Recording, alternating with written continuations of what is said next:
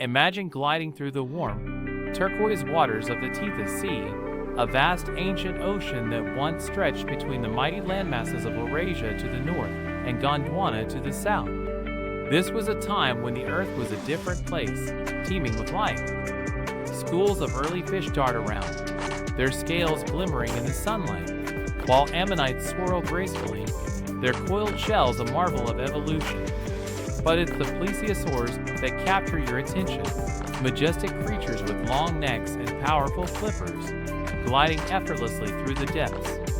The Tethys was not just a sea, it was a vibrant ecosystem, a cradle of marine biodiversity. Coral reefs flourished, and the warm waters were alive with the sounds of life. Each wave carried whispers of ancient history, a reminder of the dynamic planet we inhabit. The Tethys Sea, a true gem of the Mesozoic era, where life thrived beneath a tropical sky. 3, 2. The Indian Plate is drifting northwards toward the Eurasian Plate, while the Tethys Sea is shrinking in the middle.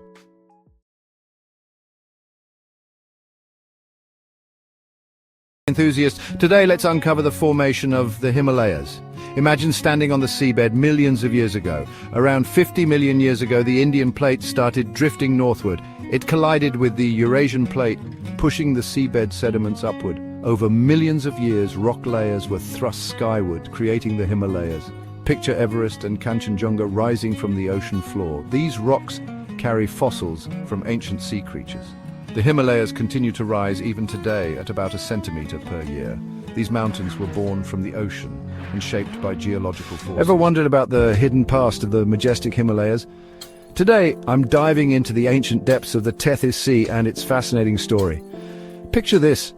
Millions of years ago, before the towering peaks dominated the skyline, the Tethys Sea stretched across what is now the Himalayan region. This vast, shallow sea separated the supercontinents of Gondwana and Laurasia. As the Indian Plate drifted northwards at breakneck speed, it collided with the Eurasian Plate.